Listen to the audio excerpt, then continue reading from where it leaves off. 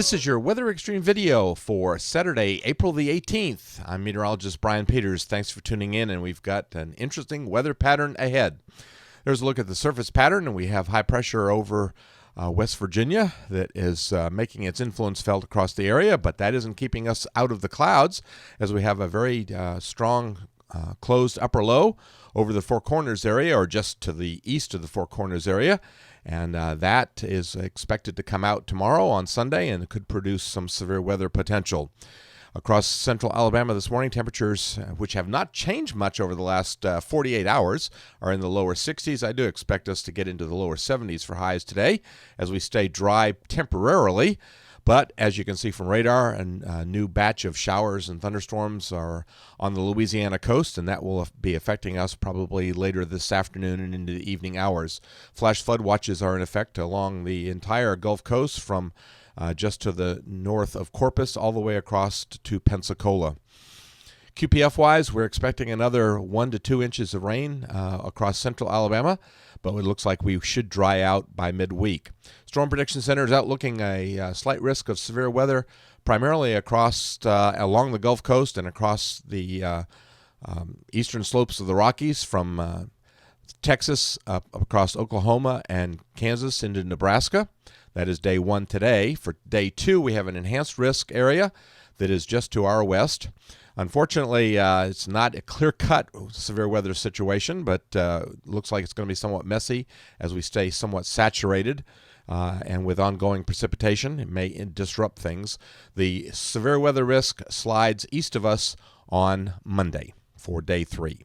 All right, the 06Z GFS model run this morning, and we do have a bit of a break in the action from the rain for the early part of the day, but I think as that closed low begins to come out from the Four Corners area, that we will see the weather turn stormy once again.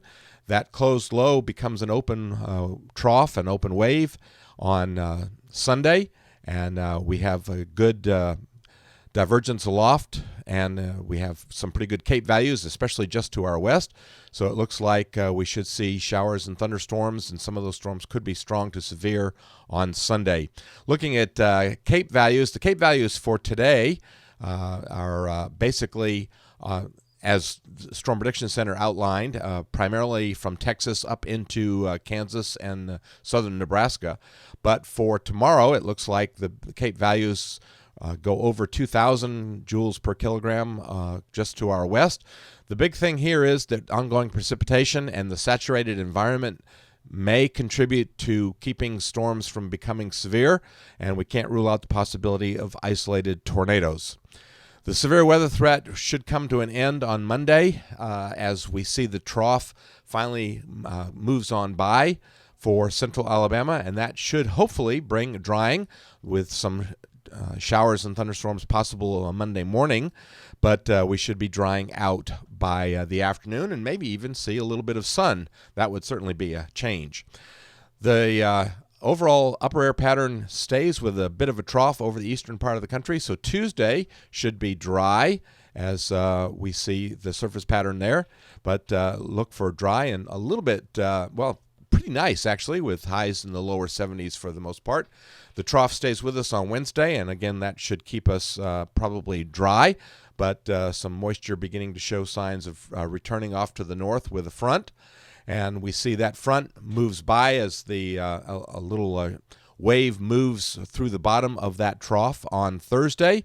So that should bring a front down in and bring us at least some small chances for showers. I don't think it's going to be an all-day rain kind of event or a long-lasting event, but just some isolated showers, isolated scattered showers.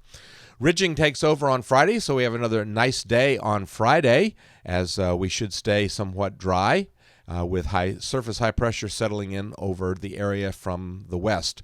But that doesn't last long as the ridge is beaten down somewhat with another trough coming out of the Rockies on Saturday, and so that brings the possibility of additional rains to us later in the day, Saturday, and possibly into Sunday. Going out into voodoo country, things stay somewhat active.